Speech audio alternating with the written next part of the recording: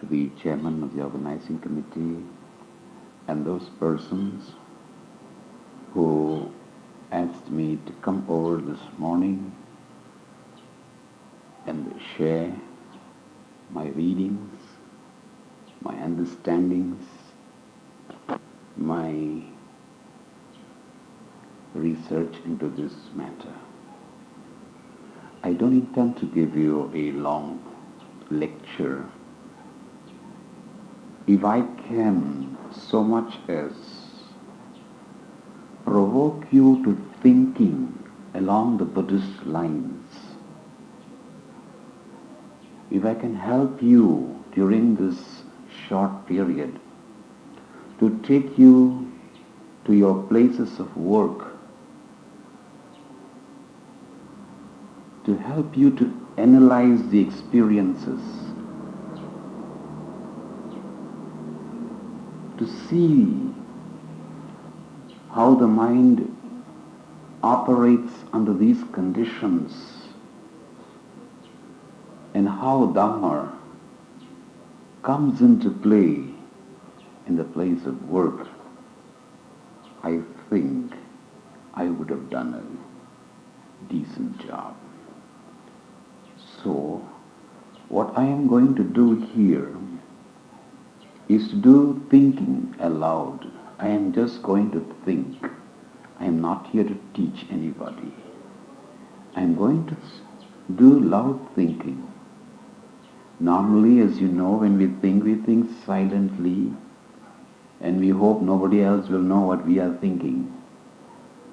Right? If it is good, we don't mind others to know. If it is not so good, we don't want others to know. Nobody can hear our thoughts. Sometimes we can go to great lengths to defend our thoughts if people find out what we are thinking. But in this case, this morning, I am not going to do that. I am going to think aloud so you can know what is in my head. Otherwise, we only see each other's features and our clothes. So now you'll see my mind at work. I don't claim that everything that I say one must accept. No. Give it a thought. Think about it. Examine the statement as the Buddha said in the Kalama Sutta. Question them. Don't accept them without thinking. We have been given a mind to think. So let us examine them. See for ourselves whether they are right or wrong. Don't argue immediately. Don't defend immediately. Then there is no reception. One will close the mind and will not receive the ideas if one comes out to hit every time. I must defend, I must hurt, I must... No, cannot. Silence the mind first. Put the mind to ease first. Calm the mind first down. Only then we can practice contemplation, not otherwise. So as I go through this morning's loud thinking, don't argue. Just receive the ideas, and when you are free, see to what extent it is right. I may be right, I may be wrong, but give the speaker a chance. Give yourself a chance. Give Dhamma a chance. That is all. So don't anyone feel here that it is pointed at any particular person or personality or office or anything, because a topic like this is a very difficult topic to speak aloud, because this is a very sensitive issue, a very, very sensitive issue. It is much easier for me to read to you a sutra, because then I don't hurt anybody. I merely become a parrot. Here I don't intend to do that. I'm going to become a bit personal sometimes. But that is the only way I found one can get at the truth. Too many people are afraid to face the truth. And as long as people are afraid to face the truth, we are merely wasting our time. We are not deluding others only. We are deluding ourselves every moment of the day and night to believing wrong to be right. How much more simple it would be if we can only say, I am going to face the truth today. If I don't face it today, I have to face it sometime in the future, someday. So before that happens, it is better for me to face the thing. So now let us be very, very frank with ourselves. We are not in front of a court of law, so we don't have to defend. There is no prosecutor here. There is no defense counsel here. There is no judge here. There is no policeman here waiting to put the handcuffs and take us away. So why do you fear? Why do you fear? Why do I fear? Why do we fear? There is no cause. If we break the law, we pay the penalty. In the dharmic law, there is no penalty, there is no policeman. We can't bribe him. I'm sorry. I know the punishment is, the penalty is about $200, but I got $10. You two gain something, I gain something, okay? Thank you very much. Okay, go home. You see? No bribing the dharmic laws. As we sow, so we reap. As we sow, so we reap, whether in the place of residence, in the place of home, or anywhere. Seen by somebody, seen by nobody, is immaterial. That is the dharmic law. It operates without our asking. It asks for nobody's permission. It asks for nobody's goodwill. Silently it operates. Examine cancer. Does it ask you, can I come into your body? No. Does it say, I'm going to stay in your body? No. Does it say, when I will kill? No. But it kills very surely. It respects nobody. No race, no height, no looks, no color. Let us first, therefore, examine this topic. Let us, I didn't say I am going to, I have a problem I can't see far with this. Religion in the place of work. My good friend selected this topic. I didn't select. I think you can put up your hand who selected this topic. There you are. He's our friend.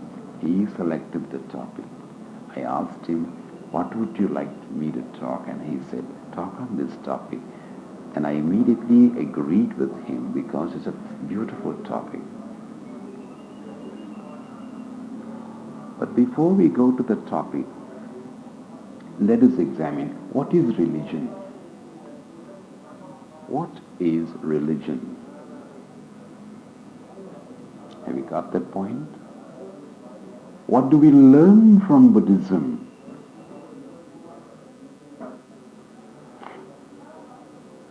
What did Reverend say yesterday in his talk on the 5 precepts, the 8 precepts, the 10 precepts? What are they for? Keep on thinking as I pose the questions to you. Is it for mere talking for pleasure to friends? Is it just for passing a Saturday or a Sunday? Is it for just intellectual exercises? Is it purely a mental exercise? Is it a pastime? Is it something that we sit in groups over a cup of tea and chat and argue, dissect and so on, giggle, laugh, ridicule? Is that what the precepts are for? Religious teaching is all about? Is it something that is confined to the Sunday schools? Thursday talks, Wednesday talks, and we shut off the mind, just we shut the radio off when we don't like it? Or change a channel on the radio when we don't like it? Or forgetting at the end of the talk or the lecture what the whole thing is all about? It was nice listening. I have no value now. I've got something more important to do. We go to the next point. What is the gain if we do that? Or shall I rephrase my statement? What is the gain of all our religious education? Is it for position in a temple? For power? For fame? To get a free air ticket to go around the world? To go and see places of interest at somebody else's expense? To have authority over people? Is it to rub shoulders with people of higher groups? Is it for writing books and articles and make a name for oneself and to make money? Is it something to make a livelihood? As a temple caretaker, to have free food, good food?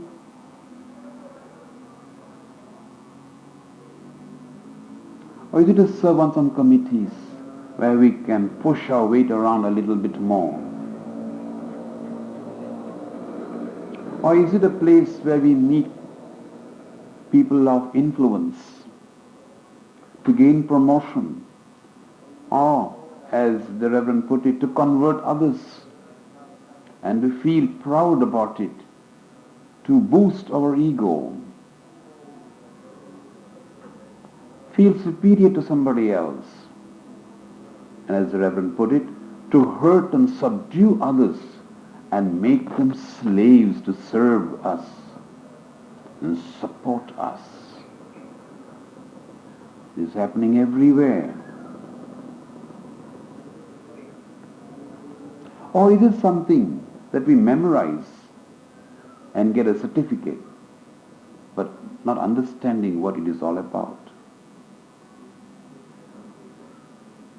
Or is it to pass an examination and display the certificate on the wall? Or is it something for one to recite senselessly from the beginning to the end, and at the end of it feel, oh, I've done the religious thing. I'm a religious person. I'm a great person. Does recitation do this? Can recitation really lift us to this level?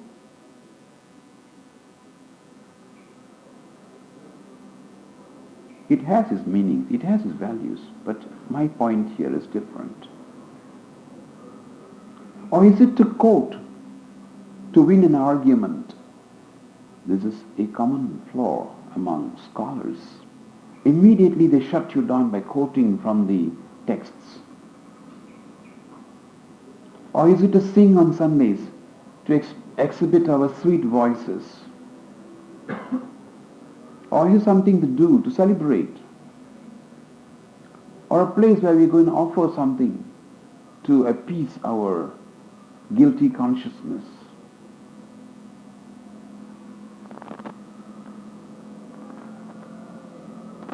Or is it something just to go on our knees and beg and obtain favors?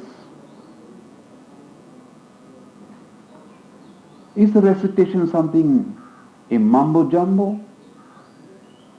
which we don't understand, it doesn't matter. But if I say it, I know I will get favors. I'll get blessings. I'll get protection. I'll get favors. Is that what it is all about? A religion? Or where we go, we dress up in our best suits so that everybody will look at us and say, look at my economic standing. Everyone who sees my face, my dresses, my car is going to be impressed today. And that's going to make me feel great for a moment. Until I go home, of course, I'm sorrowful again. Because your dogs won't look at you.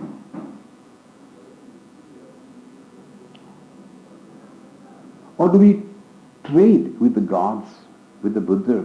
I give you one apple, you make sure you give me a promotion another week.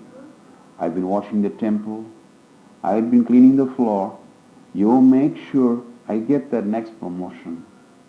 Otherwise, I will not give you that apple. It cost me 40 cents. You might as well do your bit. Are we going to trade with the Buddha? I give you $1. I earn $5,000, but I've given you $1, and it's a hard-earned dollar, because I received it under the table. I was very careful not to be caught by the police, by my bosses.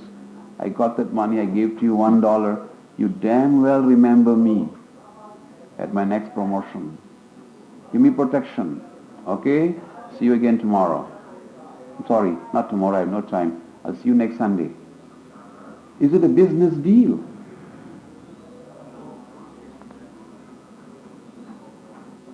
Is it something, as some people go about, a ticket to heaven?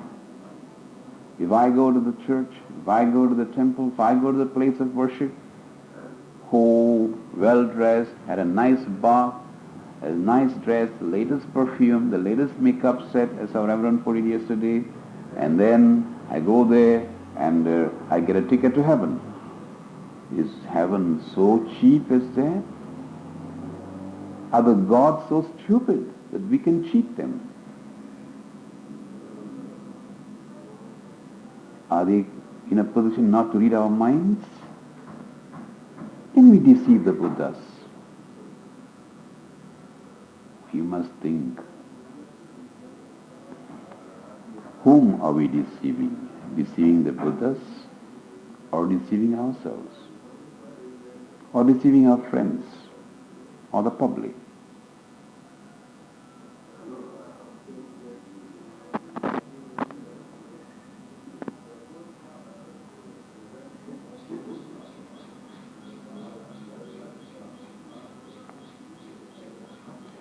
Is this what we call religion? Is this what we call religion? In some places, reading of these books makes a person fanatic, so much so he stands up and condemns another religion. I have seen people who condemn the Buddhas, guys who don't even know what is the ABC of religion, but willing to stand up and condemn a great person like the Buddha. How small his thinking must be. They can't even handle themselves, but willing to condemn all the sages and saints, including the Buddhas. Is that a religion? It makes people fanatics. After a small study, look at the history of mankind. Look at the religious wars. Bloodshed all over. I don't have to name any particular country. Take India, for instance, and Pakistan. Look at the war of the Crusades. Look at how some of the Middle East religions were spread. And yet we say yesterday in the first precept, thou shalt not kill. Or to put it in the Buddhist way, in a different way, do not kill. But here we are killing. Here we are prepared to kill anybody. We're prepared to kill anybody. And we say, don't lie. Lie between the teeth. Day in and day out. We wage wars until the army has to step in to stop. Just examine how many countries war is going on right now. And in every country there is a religion, there is Buddhism also. Is this what we mean by religion? It doesn't mean all the people engaged in these wars don't know anything about religion. Many of them are backed by religious people, organized by them, condoned, as the Reverend put it yesterday, by them, encouraged by them. Sometimes we even bless them before they go to kill. Go and kill as many as possible, but come back home safely. Look at the blessing we give. You see, our blessings are fantastic. We are blessed ourselves. Go and kill all, come back home safely. Sit down, kneel in front of me. Aren't we doing that? Is there any virtue in such things?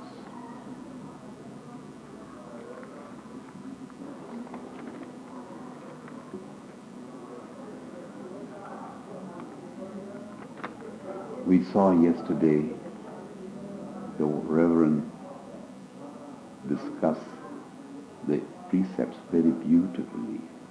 I heard him speak and I was very happy that I was given an opportunity to listen to him. I was indeed very happy. He quoted the case of Anathapindika. Am I right? If I'm wrong, tell me. Who refused to break a precept even after a hard day's work to satisfy the little hunger. His case was quoted. We must think about this case for a long, long time if we are to understand it.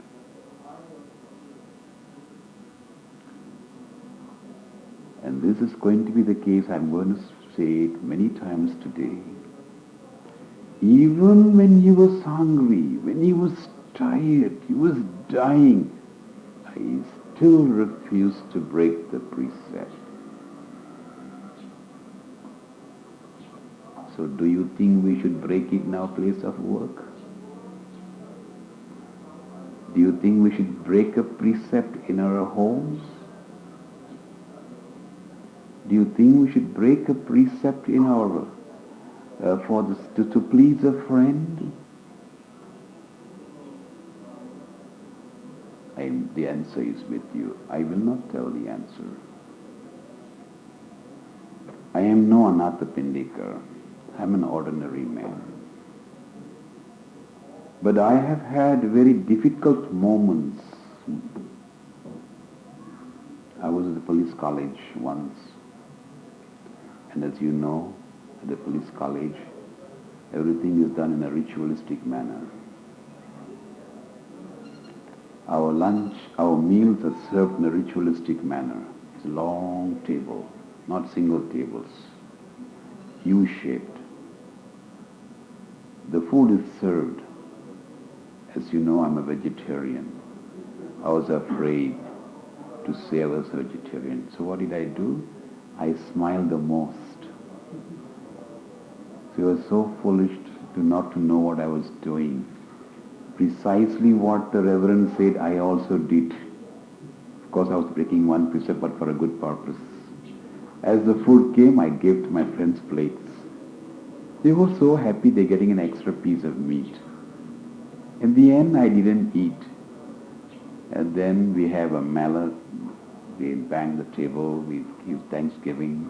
Everybody goes back to their rooms. Soon as I went back to my room, I will eat my food which I had already prepared. My food was simple since I can't cook. Bananas, peanuts, biscuits, bread, cheese, jam. That's my meal. Within 10 minutes I'll finish it up because I'm so hungry after the parade and so on. So you see that? I refuse to. I have had difficult moments too. I once went with a reverend, do not ask me who, to Port Dixon. He laughed at me and said, "Oh, mister, today you had it. You have to eat the fish today." But unknown to him, I'd already gone to the back, the kitchen, and told a poor cook, "I'm a man who cannot eat this. Can you help me?" So he said, "Don't worry, I will help you." So all were roaring with laughter because our reverend is leading the laughter. So I was the object of ridicule. So I'm the poor ridiculed person. I sat. When all were laughing, there came this good soul, brought me a plate of vegetables. The whole crowd became silent again. There are always ways of if we can only find them, how not to break a precept. I once umpired at a karate tournament, so my chief is an arrogant fellow. So he said, "All must eat Kentucky." So he took me to Kentucky. "Today, brandy on the house." Okay, sure, nothing wrong. I did purely what Reverend said yesterday. I teamed up with a friend. I said, "Don't ask. Whatever I give you, take, right?" So we went. He will finish his drink first. I pour mine into him. So mine is empty first. Nobody saw me. You're hearing it, of course. And my friend is only waiting because after a hard day's fighting, you love meat, right? I gave my piece to him. I too took part in the competition. I too did my fighting. I gave my meat away. They ate up everything. They were more interested in eating than asking me, "What are you going to eat?" Nobody asked me a question. I went back home and asked my poor wife, "Can you give me a glass of milk?" I drank it up. So we can practice self-restraint. That is what I am trying to put across. Just like Anathapindika did it, we too on a small scale can practice self-restraint. We too can struggle not to break a precept in a place of work. That is what I am telling. If we know the benefit accruing to us, remember the word accruing to us, the practitioner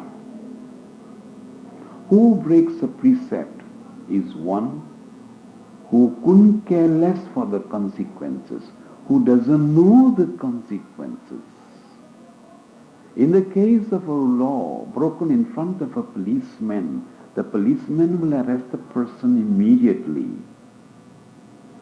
But in the case of dharmic law, there are no policemen. There are no handcuffs. There are no police lockups. There are no magistrates' courts. There are no jails, as we understand. The punishment here is different. Very quietly it comes. That is why many evil deeds are committed quietly. Every day we commit evil. All of us. I am no exception.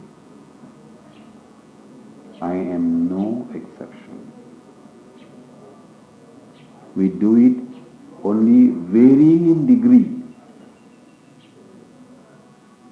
Varying in degree. We have to lie. So, always remember the story as said by the Reverend yesterday about Anathapindika not wanting to break the precept. I have lost many friends when I have told them I will not drink. I have given up drinks. When I was a young man, I did some drinking. Unfortunately, I didn't like it, so I gave it up. There are friends who told me when I went to Penang, here are all my credit cards, my friend. They took me to all the best hotels. Anything you want, my friend, today. Drink, make merry. I told them, give me a glass of tea. He was shocked. Don't insult me like that, he said. Don't insult me. Look here, my man, I will drink with you after some time. You drink first. I'm a slow starter, that's about all. See, you will know how to talk. Talk your way out. Talk your way out. After some time, he is too drunk to know whether you're going to drink. He is too drunk. So we need the skill. We can use our wisdom to get out of a jam. That's what I'm trying to say. Similarly, in our places of work, we can use our Buddhist wisdom to escape so many problems. But we must know how to apply them, and that's where you need a good teacher. Mere reading is not enough. You need the kind of a training to be able to spot a problem and sidestep it. I came back all the way without drinking.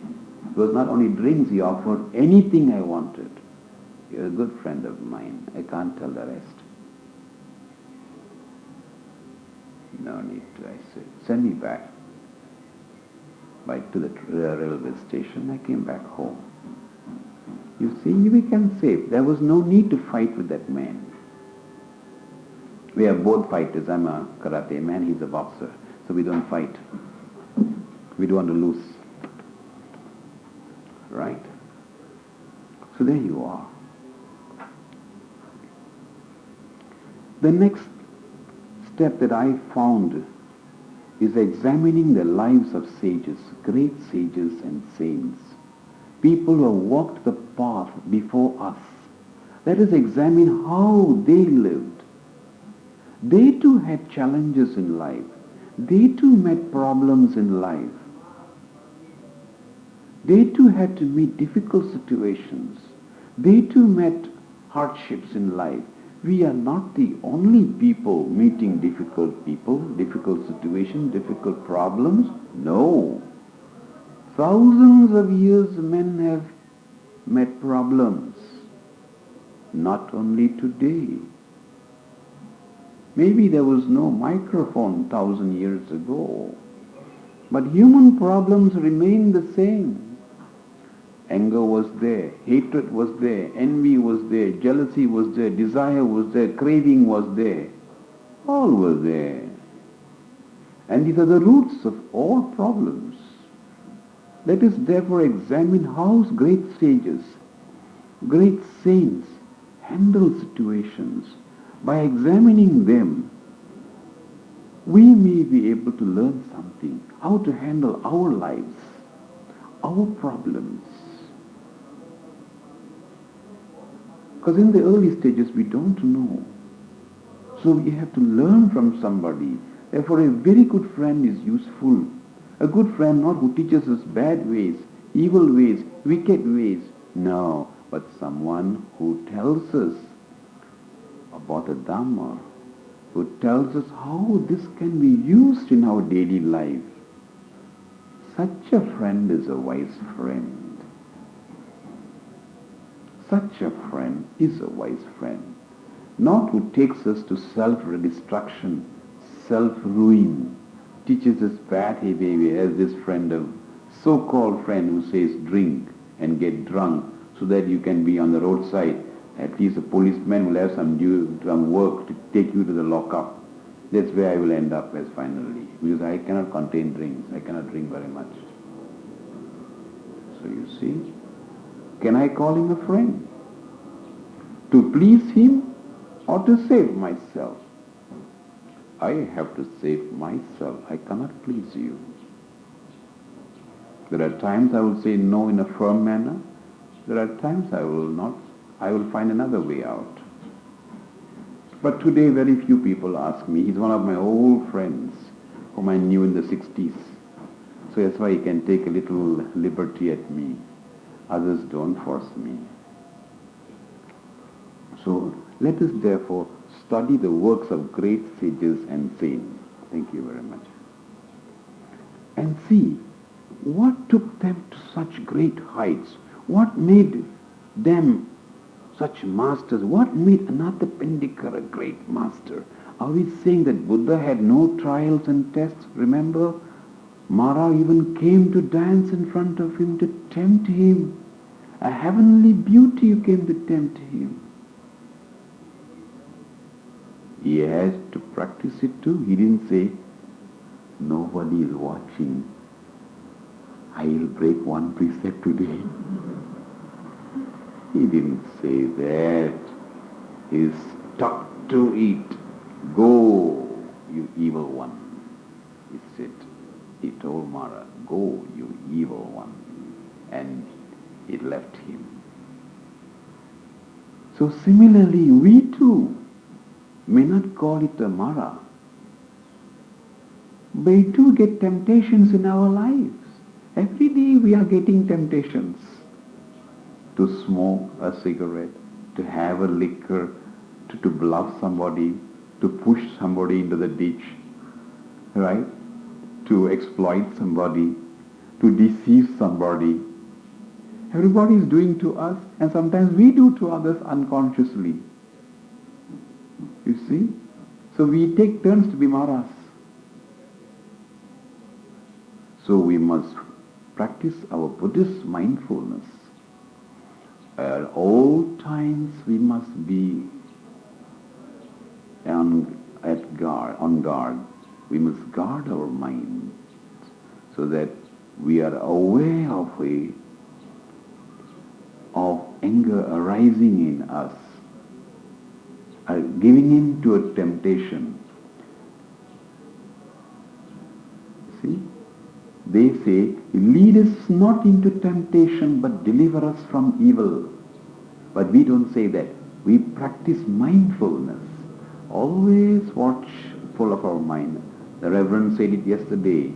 Instead of watching outwardly, we watch inwardly. That's what in meditation we don't open all our eyes. We close our eyes. We turn them inwards. Examine our experiences, our gains, our losses, our failures, our disappointment. Which one worked for us, which one didn't work for us. Remember the Buddha said, that which is good, do it again and again. That which brings you to self-ruin, damages your character, brings misery to your home, don't do it. Is there any more that I can tell? No. The Buddha has taught everything. I am merely a parrot, reciting what the Buddha has said. The Buddha has taught us, that which is good, do it again and again.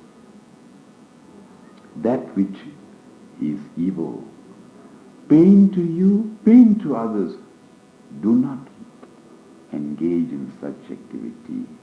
Just like you don't like people to give you pain, you too must not give pain to others. That was the Buddha's advice. So if we follow that, it's good enough. So we must not only stop harming others, we must also stop harming our own selves.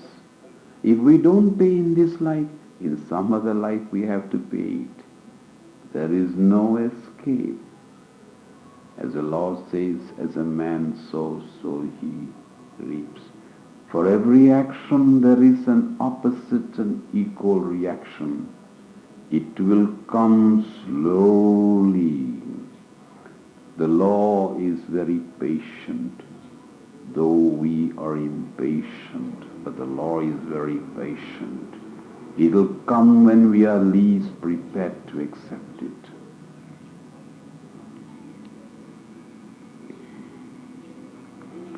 The next point I would like to point out is there a Buddhist law for monks and another set for laymen? I am sure you know the answer. Panati pata veramani sikha padam samadhiyami. He doesn't say only for laymen. No. The same thing the monk recites, the same thing the layman recites. It is no recognizer of race, color, shape, size, look, nothing whatsoever. The same. Therefore, we must know there is only one Lord. Then we may ask a question, why have monks taken to that? Because they have come to realize, I hope, not taken up because of tradition. I hope they have taken to it because of the love for Dhamma. They have come to realize Dhamma alone can give them the protection, can give them a better rebirth, a peaceful mind till the last days on this earth. Having realized it, or having realized how sweet, remember that the Buddha said, sweet in the beginning, sweet in the middle, sweet in the end. Unlike what the Reverend said yesterday, first man take drinks, then drink take drink, then drink take man. You remember what he said? I don't forget them. I record them. That's what I am able to quote. I record them. I go and think about it. Right? Similarly here, but in Dhamma it's different. Sweet in the beginning, sweet in the middle, sweet in the end. Have you seen the Buddha dying misery? In his old age miserable? Never, never, never. And the same with us. Whoever practices Dhamma, he grows in peace of mind. He grows in happiness. He grows in inner strength.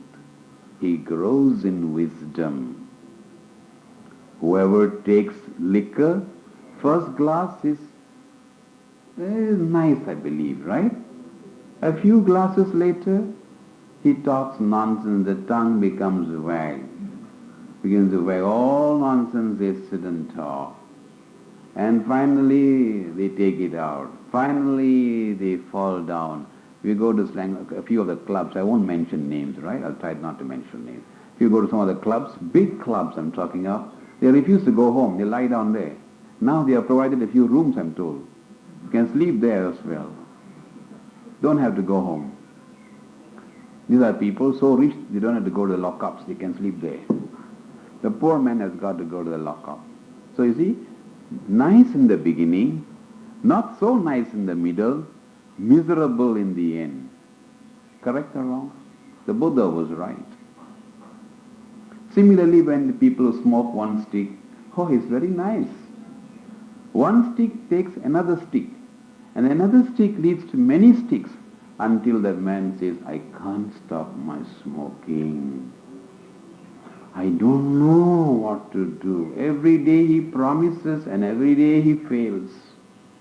Smoking is one of the most difficult things to give it up.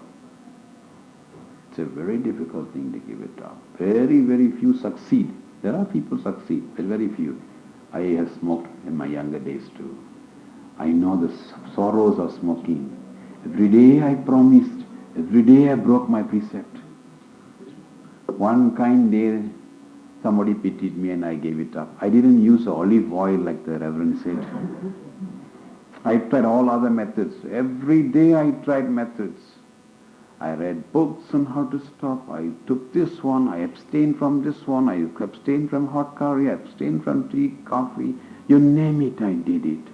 I was determined to give it up. At any cost, no tea. Because I found tea and cigarettes go very well. Tea and coffee are companions. Tea and hot curry are companions. So I studied the whole thing. You see, tea and liquor smoke and liquor goes together. I found their companions. So I gave up one, you give up everything. And that's now, as you see, I am freed from this misery. I don't have to look for a matchbox. I don't have to beg for a cigarette. A smoker will beg for a cigarette. He may be very rich, but he will beg for a cigarette. Yes. I have gone through the sorrows for many, many years. So when I see a smoker, I tell them, don't worry, take it easy.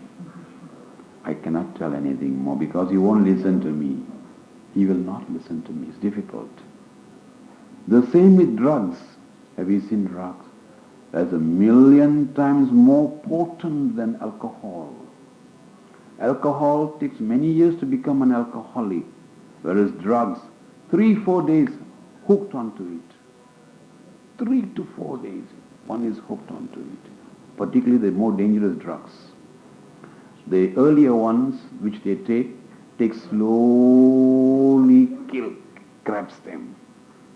And then the higher ones, like heroin, 3-4 tries is enough. Some say even 2 is deadly. No turning back. No turning back. Don't ever try it. I'm a drug counselor. Every time I ask my patient, they ask me, "Sir, have you tried it?" I tell them, it's like asking the surgeon who operates on your appendix, "Sir, have you taken out yours first?" Here's a knife. Take it out. Here's a needle. Sew it yourself. I'm very busy. I've got a very nice program on the TV. No way. You need a surgeon to take it out. Similarly, an addict requires me to take out the addiction in him. He may have taken all the drugs. He may have been to all the dens. But he can't. He needs a man like me, because I'm a specialist, to take it out of him. Right? So that's my job. So, is it sweet in the beginning? Yes. All of them were kinky hair. Is that the right word? If I'm wrong, please correct me. All kinds of hairstyle, they put on all kinds of clothes. They think their friends are more important than their homes, their study, their parents, their job, their everything. Their religion, they laugh at religion and they join their friends. So sweet this drug. Isn't it true? The whole world is crazy. I hope you know about it, because I am on this field. What happens after a couple of times? Total breakdown in personality. Character goes off. They lose control of their mind, speech. They lose their disciplines. They lose faith in God. They fight against parents. Everybody becomes an enemy except their group. Already is feeling, that's called the middle part, middle ready. Already is feeling, that's called the middle part, middle ready. Then slowly what happens to him? He becomes a loner. Have you seen the Jaga boys? You can go anytime now to Jaga. If you come with me, I can take you to all the places where they can be found. These terrible places they live in. Lonely, no friend, no woman wants him, no man wants her. Loneliness. Then he becomes dependent. He becomes a dependent. He can't live without it. Is it sweet in the end? No. Sweet in the beginning, miserable in the, painful in the middle, miserable in the end. But the Dhamma is different. It's sweet in the beginning, sweet in the middle, sweet in the end. Have you asked a monk whether you are regretting now? No? He's happy, what? You asked Chief Dhammananda, are you happy? Did you see our chief, our what's this, Piasilo yesterday? Reverend Piasilo? He's growing more and more happy. When I last saw him, he was not so. Yesterday he was more happy. Oh my, he's growing in happiness. He's growing in wisdom. It was joy to see Reverend Piasillo yesterday. I know him from the 1970. I've known him from his young days. You see, we all grew up more the same time. All of us. So he's growing. He's great now. See, the end is becoming more and more beautiful. So knowing these dangers, what must we do? Stay away from all these things which give pain. So before we engage in anything, we must first ask a question. Is it sweet in the beginning? Is it sweet in the middle? Is it sweet in the end? If you say the answer is no, don't go near to it. That's what our guiding principle should be in our place of work. Before we break a precept, we must ask one question. Will I be able to sleep in my bed today? If you say cannot, then don't break it. If you say can break it, go ahead. I can't stop you. As the Reverend put it yesterday, we have the freedom to choose. I have the freedom to drink or not to drink, to smoke or not to smoke, to take to narcotics or not to. I have the freedom. And why do I say no? Remember the Reverend bought a book yesterday? And oh no. The simplest word, I don't think there are any word apart from I which has got two letters. Is that right? I is the only one. Apart from that, and oh no. Most difficult to say no. Say no immediately before we break the precept in the place of work. If we think we have to take the karma, don't break it. Don't ever break it. There is a great sage. There was a great sage in India many years ago. He was a great robber. He robbed, he looted, he did every atrocity on the highway and fed his family with the income. One day he came to a sage. He tried to rob him too. The sage told him, "Excuse me, sir, you're a very strong man, I can see. You know, I'm a very weak man. You're very strong. You don't have to get angry. Without anger also you can kill me. But before you rob me, can you answer one question?" he said. "For whom are you doing all this robbing?" "Oh, what a foolish man you must be to ask. How you got audacity to ask me, don't you? For whom? To feed my wife and children. You have many children? Of course I have many children to feed. Therefore I have to rob many people." "Oh, now I understand. You can have everything I have, but just before that one more question," he said. "What is that question?" he said. "When you are going to pay for all the crimes, will your wife and children also share in your pain?" He thought for a while. No, they won't. They won't. So, you are going to pay for your atrocities, for your crime, for your evil deeds. Nobody is heir to your sorrows. When a big man is caught and is stuck away in the prison, now wife and children don't share the sorrows of a cell. I don't think any of you have been to a cell yet or been locked up, right? Not yet. I deal daily with murderers and killers and robbers. That's my life. Today I'm dealing with good people. Right? The torture is terrible. I can't talk more. So remember at all time, before we break a precept in our place of work, we must ask our question. Ask ourselves one question. Who is going to pay the price? I or my boss? I or my friend? I or my wife and children? If I, I'm not going to pay it. So should the answer be.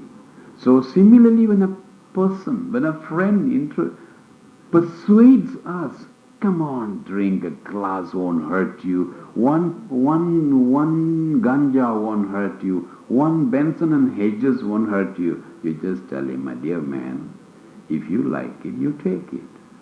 Why are you tortured trying to persuade me to take it? What you like, you do. What I like, I do. You don't have to suffer because I don't take it. Do you suffer and say, this is my father's fortune, please take it. This is the house my father gave me, take it. This is the Mercedes-Benz my father gave me, take it. No, they never give you all that. What do they give you? Bad habits. Is that right? You go to any bar, you can see how they persuade each other to drink. They fight if you don't drink. They call you all names. Sissy, mother's apron. Oh, this peer group pressure is terrible. Yes. But they don't say, here is the key to the Mercedes-Benz. My father has transferred it into your name. Never. Only bad habits they are very eager to pass on to you. Never the Benz and the bungalow in UK Heights, never. I have never received a bungalow in UK Heights yet at this age. Not yet. Nobody has ever given me and said, this is a key to the Rolls Royce, please take it. Not yet. At my age, I'm an old man, you know that. Not many more days to live yet. So I can understand. So we must be very careful when we meet our colleagues in our place of work, not to be bothered about what they think. Remember what the Reverend said yesterday. We cannot be moved by what they think. It doesn't matter if you like me, you don't like me. It doesn't matter if you don't like the way I dress, don't like the way I paint my simplicity, my simple life. If you don't like it, it's quite all right. It's quite all right. We must have the strength of the Dhamma to speak such things. Most of us are weaklings. We are always worried what our next desk lady will say. Oh, that man is not well dressed. Oh, that woman, she doesn't know how to match her earrings with her dress yet. Terrible. Look at the perfume she uses. So repulsive, the perfume. Her lipsticks don't match the earrings. Did you notice that? Yeah, I did. The hairstyle, look at it. It's so kinky, that stuff is. You see, this is the pastime in the office. And we are struggling, torturing, paying money to please the other fellow. And in the end, what is our gain? It's workplace. No gain. What is the gain? Absolutely no gain. But the practice of the Dhamma, on the other hand, brings in inner strength.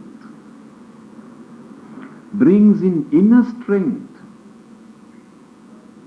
Brings wisdom, as the good monk put it yesterday. The wise monk put it yesterday. Gives us inner strength. Gives us the wisdom to walk undaunted. See, I can even now see the Piacilo's smile on the face. I am not seeing the wall, I am seeing Reverend Piacilo's smile. He had no lipstick, did you notice that? I am not sure. Was he wearing lipstick? I don't think so. Did he have I don't know the latest hairdressers. Did he have a hair, what hairstyle did he have yesterday? No, $70 or $80 stuff? Nothing. Was he having the latest dresses on him? No, the same piece of cloth which the Buddhas wore 3,000, 2,000 years ago. No fashion. He is not a slave of fashion. Why should I? As long as we are neat, well dressed, our private parts are covered, we are not unnecessarily exposing ourselves, we are dressed for the occasion. That's good enough. We are our judge. If we say we have read the Buddhist books, we must be able to judge ourselves whether it is good or not. I don't have to buy a dress and ask, hey, hello, come here. Is it good or not? Do you think they will like me today when I go for the party? Hurry up, is it the latest one? That means I'm a weakling. I have no confidence in myself. I'm depending on somebody else. Similarly, in the place of work, we must have the strength. Having chosen the path, we walk undaunted, unmoved. I know what I am doing is right because the Buddhas say so, the Dhammapada say so, the Yoga say so, the wise men say so, is enough. I don't have to worry about you guys. When we come to that level of thinking, then we can know that particular man is a very, very strong man. I had the opportunity of speaking to one member here yesterday, where I recounted some of my hardships in my places of work too, because I'm also working like you. I've had very hard times, but in the end I was able to tame them, domesticate them with my inner strength. They are afraid. Only problem, it takes time to win them, not immediate. When you wear dresses, it is immediate impression. But in the long run, you lose it out, just like liquor. Very soon they will know, this one, upstairs empty type, only outside this one. Clothes are all nice looking, but inside kosong. No, empty-headed stuff. So it's useless.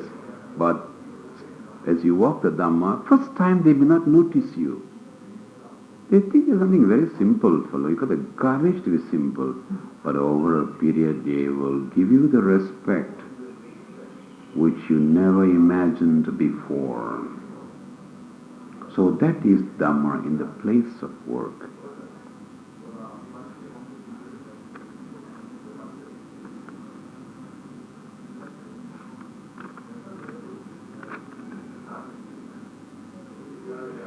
The next point I wanted to point out is religion in the place of work, rituals. We must be willing to carry the teachings of the Buddha, not merely practice not only in the temples, in the shrines, but carry them at all times, practice them at all times. Whether there is one watching us or not watching us, in office or at home, in the car, everywhere. If we practice little, we gain little. We practice more, they gain more. That is the difference between a monk and a layman. That is the difference. He is willing to practice the Dhamma round the clock. We say only Sunday 1 hour, Wednesday half hour. Otherwise, I'll break all rules. Wow, look, we are very tough guys, aren't we? We are very tough people. Sunday 1 hour, I won't take the precept.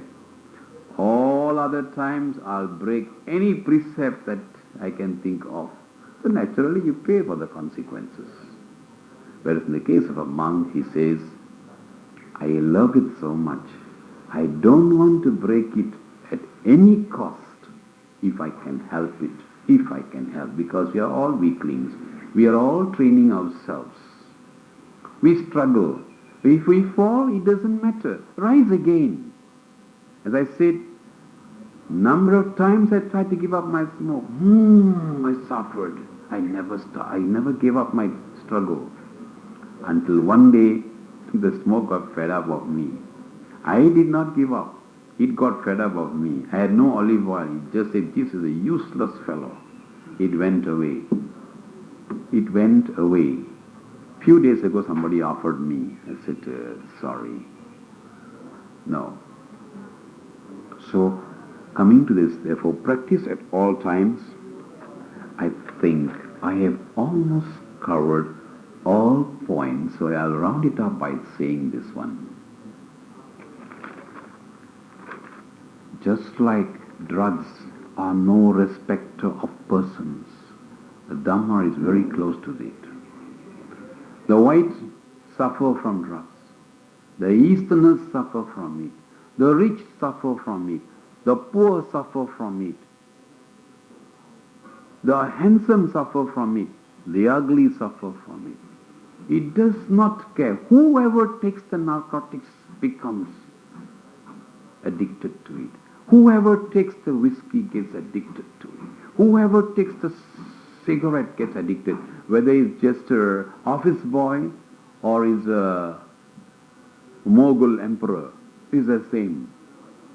Because these are chemicals which once introduced into the system, gone. It doesn't care for the color of the skin, height, looks, age, education, college, school, no, nothing matters. Whether you take it in public, whether you take it in private, immaterial. The consequences are the same. Similarly, Dhamma. So we turn to Dhamma. To understand Dhamma, we must compare both. Only then you understand. This is the method I was taught by my teacher. When my early days, when I came to Buddhism. And I, till today, thank him. If not for him, I don't think I'll be here talking. He was one of those teachers I respect even till today, early 70s. He taught me one-to-one. Many hours, I give you 1 hour of teaching. He used to teach me 6-7 hours a day. Probably I was too stupid. So he took many hours of teaching me. Every day, Saturday, Sunday included, weekly holidays, every day I would be at his house to learn the Dhamma. He was not a monk, of course. Monks have no time for one person. Or rather can't spare all the time for one person. So, similarly Dhamma, it does not care whether you're a Mughal emperor or just an office boy. Whoever breaks the law pays, like fire. He doesn't say, oh, let me see who you are first. Oh, you're a brown man, I will burn you. No, anyone who puts a finger into the fire burns. He never questions you. Whoever falls from the 16th floor dies. He doesn't say, oh, hold on halfway first. You're a Mughal emperor, then you won't die. No, no, no. Everyone faces the same consequences. So Dhamma is the same. And therefore, friends, he doesn't care for whether you're a man or a woman, whether you're a child or an elderly man, it does not matter. So in the place of work, now we go a bit more practical. I don't think I have to finish the others, too many things. In the place of work, it is very difficult. I must be very frank. It's very difficult to practice the Dhamma in the place of work, in business, in politics, in society, and even more difficult in the own home. Remember the precept by a great sage who said, no prophet is ever honored in his own home. The wisest man can never command the respect of his own children or his wife. Very difficult. Very, very difficult. The wisest man may never command the respect of his own wife and children. So that should not upset you. We go on. What did the Buddha do when he was walking past and the king was there? So, who's that? Go and see who is that person walking down there. And they came and told him, oh Lord, it is no other than your own son, walking with a begging bowl. He said, oh gosh, my son is humiliating me, walking in my own kingdom with a beggar's bowl. Please tell him not to beg in my own hometown. Nothing doing. All Buddhas have walked the path. I too will walk the path, said the Lord Buddha. Right? He cannot command the respect of his own father. Cannot. It is the way. They cannot understand him unless they take to the path. You see? You cannot. So don't be worried. So the practice of Dhamma in the office, society, home is extremely difficult. Why?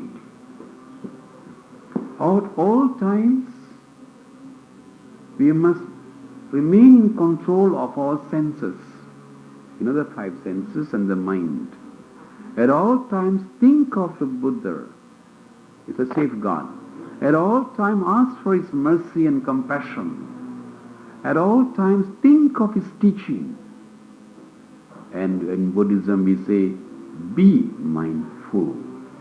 That's what we mean by it. But before we can come to that, you need a good knowledge about Buddhism. A working knowledge of Buddhism is required.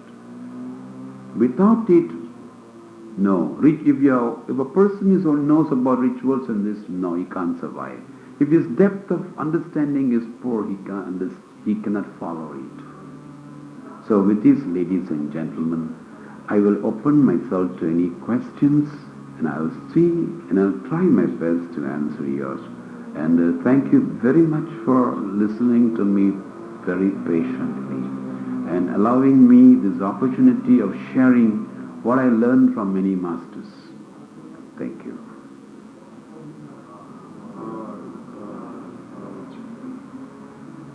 In us, basically, remove the pride and the arrogance which comes as a result of achievements. Normally, when we see a person with achievement or closeness to the boss, we become very egoistic, authoritative, proud, bossy. So with these things we can remove. These things we can remove. Those of you who have had a look at the path of purification, who wrote it? Buddha Gosha, is that right? Yes, that means you know it also. So, we purify ourselves first. As our wise person put it, radiate some metta to him. Remember our monk said yesterday, radiate some metta to him. And it does wonders. And another person said just now, give him a tea and a coffee. Oh, it goes a long way. When you go to the office as a contractor, first thing you get a cigarette offered. Am I right? Right. So offer one. So this will keep them down. This will go a long way to help it. But there is no guarantee it will remove. But I think we can reduce it a lot. By removing our egoism, our authoritativeness, and giving them some favors, a share in the thing as well. I stuck $100 yesterday, so I called Victor, come in, have a cup of tea. I spent only $1 for him. I take $99. So right? So a little bit like that of the favors. Okay, you want to go back home early today? Okay, it's all right. Okay, your wife is not feeling well? It's okay. Take your time off. You see, such little sharing will help to bring it down. So we practice a bit of understanding. Remove the weakness in us. Practice understanding is the formula. And radiating loving kindness. I think this is a very difficult thing to practice. A good question is very difficult to practice. But I think if you understand, can you only share if it is possible, yes, but certain work cannot be shared. They may be confidential work. They cannot be shared. They may be very technical. You cannot be shared. But you share other things with them. Some of the jokes. Jokes go a long way. Please, flattery goes a long way. Just tell her, oh gosh, Your hairstyle is beautiful. She may not have the best hairstyle, but she's better. Now, it goes a long way. I know he's reminding me of the white lie, but it saves the person from hurting you and hurting that person. You see, you're not telling a lie to hurt the person, but to make him happy. So that's a good way. This is something every one of us have to learn if we are to survive in our place of work. Every one of us. The wrong view them. Let them get the fame, you get the wisdom. No quarrels. That's all. Remember what the Reverend said yesterday? We have a freedom. Why should we go and break a precept to hurt that guy? Occasionally, if you want to go one step further, you may do so. When he is in the right mood, every man has a weak point. So slowly talk to him of the Dhamma. You see, all these will not bring any self-development, self-cultivation. Temple is a place where you come to cultivate. So coming to get name and fame goes nowhere. Do you remember the story of in the Mahayana Sutra? No, I will remind you. Once a monk went to a king, a great sage. The Chinese emperor asked him, "What are my gains, Reverend Sir?" He said, "I have built so many temples, so many these, so many these, so many these." And the humble Reverend told him, "Nothing, sir." Because he's already built, he has got the name and fame, finished already. But in the dharmic path, nothing. In other words, he has not cultivated. You follow? There are worldly things. People honored him, admired him, finished already. You gave me $1, I gave you one cake, finish. What? So what do you want some more here? No more. You gave that, you got that, finished. Your name is printed there, you finished already. But here, in the path of Dharma, it is self-cultivation. You learn to cultivate honesty, sincerity, straightforwardness. You remember the Sutra of the Huineng, isn't it? A straight sword is not a crooked sword. And a crooked sword is not a straight sword. It's the sixth patriarch of China. Right? So, cultivation is different. This kind of work is different. Self-cultivation is more difficult. It is more difficult for us to practice honesty every day than to give 10 cents to the beggar on the roadside. Isn't it true? Which is easier, my girl? More difficult to practice honesty, isn't it? 10 cents is okay, throw it there, you can enjoy watching him also. Come on, pick it up. You see that? But honesty is very difficult. That's what the great Reverend said. None. In cultivation, none. You may have earned some merits, like, worldly merits. Yes, that is true. But you have not developed your steadfastness, determination, since that one, no. They are different fields. They are opposite fields. By doing that, you don't become one here. By becoming a president, you don't get anything here. Oh no, no way. Doesn't mean a person is a president of a club or something, he's a good meditator. Maybe he can never meditate in his lifetime. The mind of a meditator is very different. The mind of a meditator is very different. The mind of a president is very different. They need not to be the same.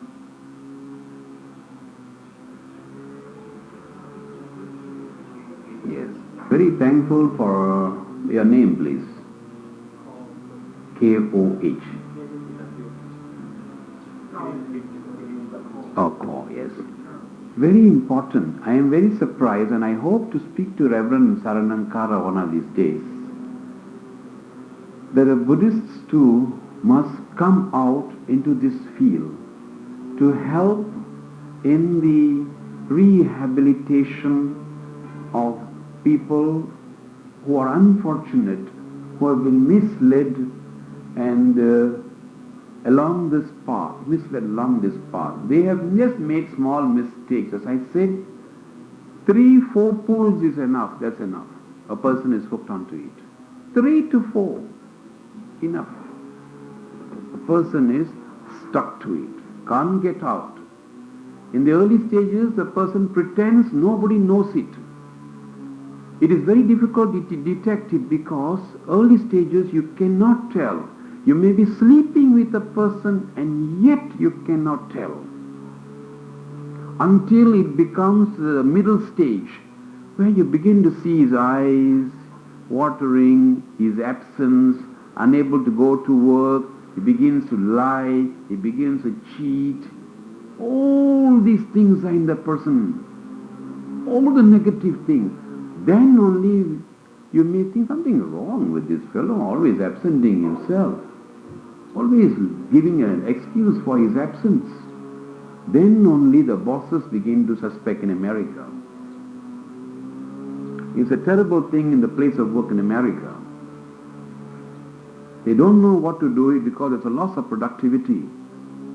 Companies have to close down. Big losses to companies. Big losses. Imagine Victor, don't mind if I use your name. Victor is a managing director of L&K, billion-dollar company, and he is hooked onto it. He'll sell the whole company. For this, they'll sell their own mother. To get this stuff, mother means nothing, father means nothing, brother means nothing. The deadly substance, don't play with it. So, to help these unfortunate ones, that's what I am dedicating my service. I go at night, any time of the day or night, whoever gives me a ring, whoever calls me, I will go. Whether it is Cheras or Kajang, I will still go at my own expense. No money I charge. So I am doing my practice actually. People think I am losing. I am actually practicing metta. Am I right? No. So I go out of the way. I have dedicated myself not to help the rich, but to help the poor and to help the unfortunate ones. So my friends are these unfortunate ones. They are quite nice friends, don't be frightened of them. But they are dangerous. You must be very careful. They are dangerous people. Once you get to know them, they can be nice, but they can be dangerous at the same time. So you need knowledge. Don't go near unless you have the knowledge. I have faced death 3 times already. I am lucky I am sitting in front of you still. So don't play with it. So we can use Dhamma, and I use Dhamma in my counseling. But don't give my name away. I don't tell them the brand in case they belong to some other religion. Because honesty is the same whichever place you go, isn't it? It is beyond all labels. I think Eric will support me there. It has got nothing to do with labels. So these people have made a mistake. We use Dhamma, and I found the use of Dhamma is the only true counseling that you can give it to them. Because their mind has become very negative. They have lost faith in themselves. They have lost control of their mind. They don't know what they are doing. As the Reverend put it, man take drink, drink take drink. Then what? A drink take man. So here, the drug has taken the man. So whatever mistakes he makes is the cause of the drug and not the man. You must make the difference there. Therefore you radiate compassion to him. You radiate loving kindness to him. Give him more and more metta. Give him acceptance. He is desperately looking to be accepted. Give him acceptance. Build up his confidence. This medicine, once it gets into the system, takes away the confidence. You become just a zombie, a walking zombie. No confidence, afraid of crowds, afraid of successful people. So you build up the confidence in him. What gives you best confidence? Practice of Dhamma. Is that right? The shortest cut. You don't have to go around the world. You don't have to go around the world. Just practice the 5 precepts which the wise monk said yesterday. I have got it here copied so you cannot escape. I copied it while you were sitting in front. I was at the back. I didn't have an entrance the important seats, so I sat at the back. Where's the one, he says. I had a small paper. One girl helped me yesterday. Precepts bring the best of human in us. Did the monk say that? It brings out the best in us. When we practice precepts, I'm answering a question, it brings out the best in us. Why do you like Eric? Because he practices precepts. Not because he's wearing a coat and a tie. If the practicing precepts, automatically you'll be attracted to the person. Automatic. It's a way. When you practice precepts, you will be an attractive person. Your inside becomes very attractive. When you paint, the external become attractive. So they say. So the best way to help in our counseling is insist on them to stay away from these people, stay away from that companionship of those people, come to the temple and practice the Dhamma. Teach them to practice the 5 precepts, not to kill. They love lying. They lie between their teeth every day. So you must teach them, lying is something which will keep you all the time there. You want to get out of it, get out of lying. That's all. A very simple one. Tell them not to lie. Be honest with yourself. I've made a mistake. You don't have to admit to somebody else. Admit to yourself. I've made a mistake. I'm going to stop this mistake. Whatever mistakes I've done brought destruction to me. From today, I will not do any more wrong. Having said that, lie before the Buddha, ask for his mercy, ask for his compassion, and practice the Dhamma. I think you remember the case of, what's the name of the man who used to cut the thumbs? Angulimala. Remember, the whole town was terrified of him. They all came searching for him. Where is this guy who came running here, O Lord? What are you all running after? We are running after a deadly man called Anguli. He came this way. He didn't lie. He said, hold on. What did he do? He subdued the anger first. Having subdued, he told them, people make mistakes in lives. People in ignorance make mistakes in life. Similarly, this man has also made a mistake. He developed bad behavior, bad conduct, bad habit came into him. Now, this man has given up the bad habit. He has promised not to do any more evil. He is going to do only good. That's all the promise the addict has to make. Just like Angulimala. So tell him the story of Angulimala. And then the Buddha said, have a look at him. Oh, they were scared. He's become a monk. This man has become a monk now. You see that? Similarly, every alcoholic can give up alcohol. Every smoker can give it up. If only he can go and take the 5 precepts and not break it at any cost, just because a friend tells you don't take it. Don't say, oh, one for the road. One, we didn't meet for a long time. Just one will do. finished for you. That's the end of the road again. All your promises are out. If I take one cigarette, any smoker here from Victor, that's the end. I'll start tomorrow, I'll buy one packet. So don't offer me any cigarette. Lucky Victor doesn't smoke. So I make sure I smoke with people like Victor. No need to worry about. Otherwise my weak will give way. So we have weak will. Don't. So Buddhist temples must start a counseling center for such people. We must not reject them. Then we have no compassion. We are talking about compassion. But we must also show compassion by accepting them, by helping them to come to the right path, to correct their mistakes. Help them, give them a helping hand, lend them a support. What is the point of everybody laugh at them, giggle at them, ridicule them, say no to them? Where is our compassion? There is no compassion then. Everybody makes mistakes. Remember, he who has no mistake cast the first stone, said a sage. We all have mistakes. We all make mistakes. Some make big, some make small. Some make mistakes in various spheres, that's all. In this case, he has destroyed himself. Some people take away money from a bank and then they end up in a pudu or something. This poor fellow has put poison into his system. It is only a poison, nothing more.